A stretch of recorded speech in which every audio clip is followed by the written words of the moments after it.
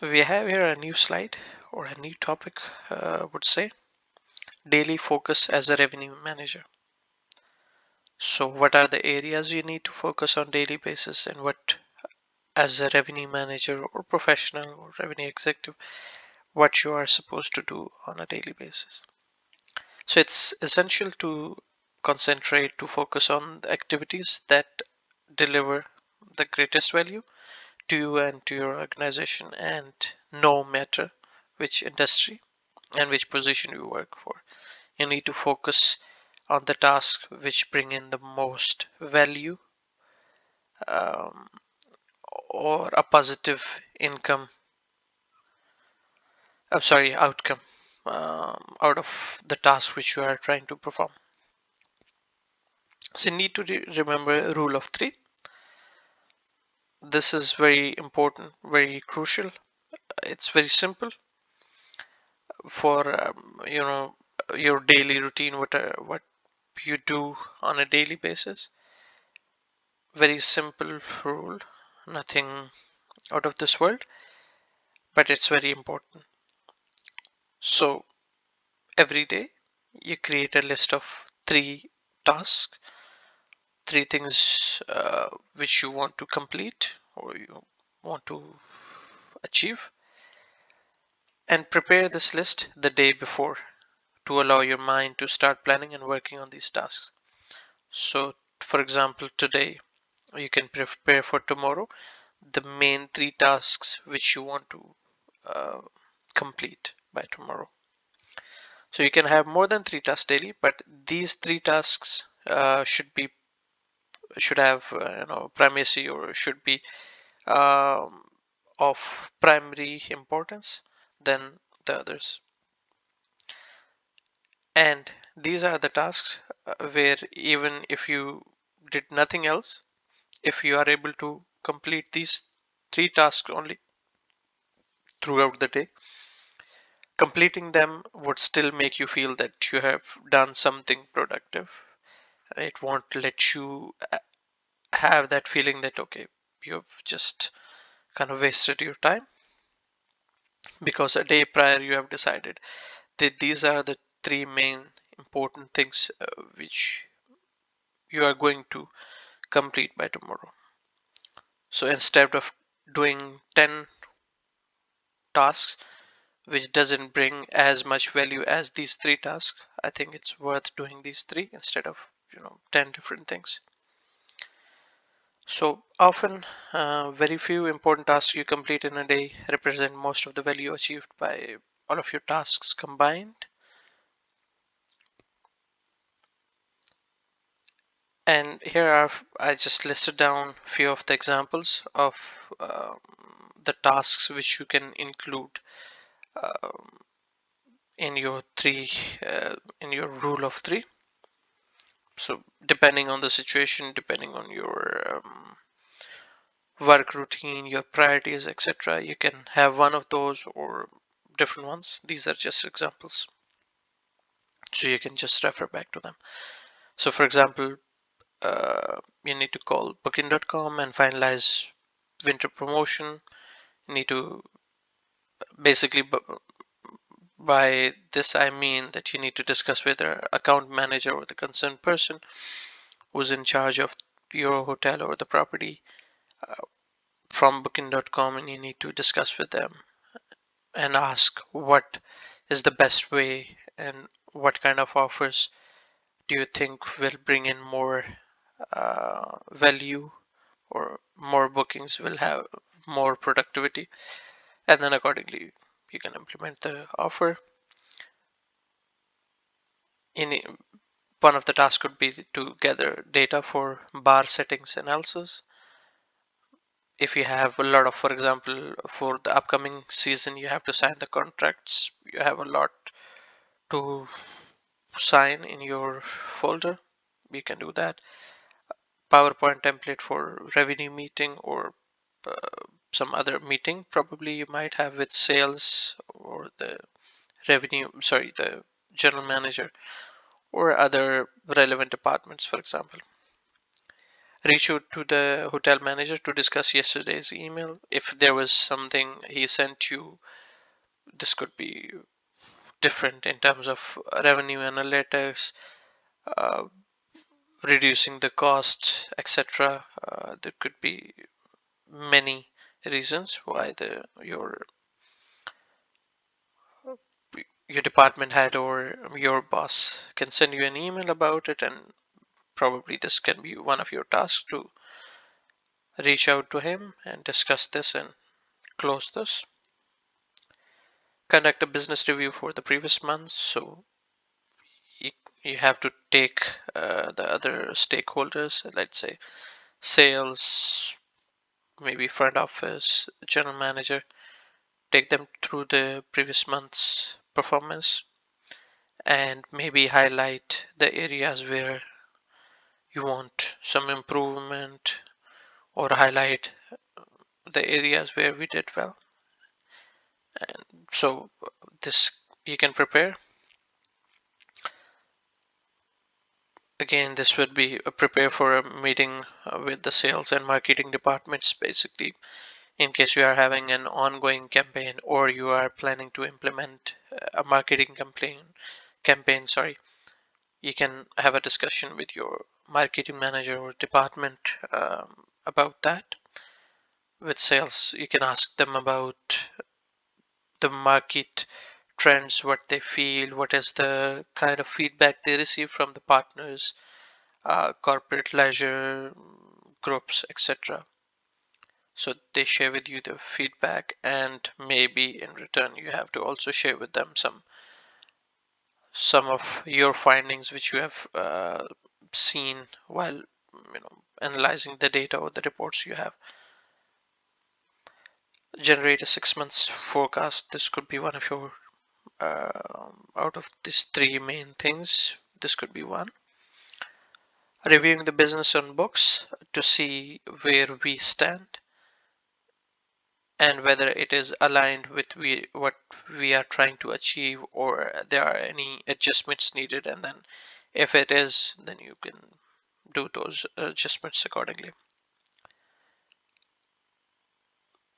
Yeah, so this is just a suggestion, rather, or a kind of a statement that you must take charge of your own time management, otherwise someone else will dictate how you spend it. So you have to be very careful how you plan your day, how you spend it, and to see at the end of the day how much value did it bring in, or you have that feeling that no, you were not that productive. So this is the question which you can ask yourself, and then obviously you'll have an answer which could be yes or no depending. Pareto principle, you might have heard about it, you might know already, but this slide can kind of remind you. For example, if you don't know, then you can learn something new. um, so the Pareto principle derives its name from Wilfred Pareto, the economist who first discerned the principle's existence. So this principle explains how an unequal relationship between input and output exists, where for many phenomena, 20% of invested inputs are responsible for 80% of the results obtained. This is known as the 80-20 rule. A simple example of 80-20 rule, which 20% of your hotel's distribution channels stands for 80% of the reservation. You can ask yourself and you would have an answer. For example, as you can see over here, you can see 80% of the time you spent, and the result which you got is just 20%, or the value. And you spend on some task that 20% of your time, and it bring in the value or the result which is 80%. And now in terms of, let's say we are talking about the production. So in case you are a city hotel and your main business comes from the OTAs, that means you set up once and then you are just doing some very minimal adjustments to the rates, etc. But those OTAs bring you the most business as compared to, let's say, the tour operators or travel agents. All every season you have to work on the rates, decide on the rates, send them the rates, sign the rates, scan the contracts, send them back, review, etc. However, in return, you don't get as many bookings as compared to the OTS. So that's a classic example wherein you are investing a lot of time, but you don't get that much business as compared to the OTS, wherein you spend a very less time, but the amount of production you get from them, it's higher than the OTA, sorry, the tour operators or travel agents, for example. Now, setting up a typical a day as a revenue manager. So you need to streamline your recurring daily responsibilities as much as you can. So you can automate them. If you have systems, if you have processes in place, you can try to automate them. All right, now this involves training yourself basically in systems that enable you to eventually execute numerous tasks without needing to consciously deliberate over them. So for example, if you have a systems and you can automate the tasks, you can, you know what kind of, let's say in terms of reporting, you know that you need business on books or you need weekly review of the bookings which is being picked up, or you want to have a booking pace report, you want to have a forecast for next few months, for example. So you set it up once in the system, if you are able to do, or ask the person in charge, have a communication with them and automate that, so you don't have to pull those reports every morning manually, etc. This saves your time. Over the period of time, you know what reports do you need on daily, weekly, bi-weekly, or monthly basis. You can just automate them so that you don't spend um, you know a lot of your time just pulling those reports manually from the system, etc. That helps you save time, which you can use for other important tasks. Now, there are different PMS systems which offer you the capability to create automated rate restriction rules, scheduling reports, etc.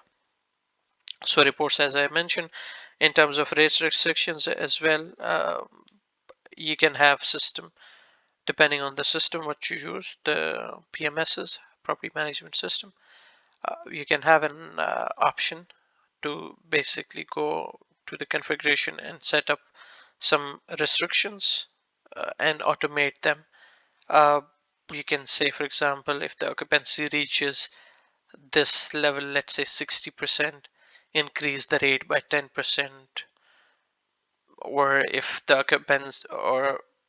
occupancy goes below this, decrease the rate by this percentage, vice versa. So you can automate the way you want, if obviously your system allows. Familiarize yourself with the process of configuring these rules. Since they operate automatically, you will have more time to discuss on other important tasks, as I mentioned on one of the other points earlier. Minimizing distractions whenever possible. Over time, you'll have an understanding of importance of tasks, reports, and decide what to review on daily, weekly, or monthly basis. Uh, so it won't make sense to review some of the reports on daily basis, which are not as important as compared to some other tasks. So you can just decide. This also, over the period of time, you will learn and you will have an understanding whether this data or this certain report, do you have to review it on daily, weekly, or bi-weekly basis, and then you can just schedule them accordingly rather than just checking, let's say, 15 to 20 different reports on daily basis, which doesn't bring you any value. So again, that depends on what you are looking for and how often do you need that data, and accordingly you can schedule that. You'll establish a dependable schedule that aligns with your effective practices. So this way, when you know what you need and how it adds value into what you are trying to achieve, then by automating or delegating, for example, uh, different tasks, etc., this will help you uh, to be more productive, I would say, and to be more effective in your task and what you are trying to achieve. There are a few other here. So dedicate time to complete daily practice pricing activities, sorry, including opening, closing, and adjusting rates. This could take 60 minutes of your time, and this practice is also known as yield management, basically. So once you reach certain level, then you can increase the rate by certain percentage, so that way you are trying to yield on the revenue. Allocate a separate block of time for other critical daily activities such as handling group quotations and tasks that significantly contribute to revenue generation. This could be, for example, 60 minutes. To maximize efficiency, organize similar tasks together to prevent time wastage. This includes activities like making phone calls, working with same computer system, managing corporate RFPs, uh, proposals, composing emails to specific individuals, signing contracts, printing, scanning documents. All of these, if those tasks are relevant to each other, then it would be better to complete them in one go rather than just switching between different systems. And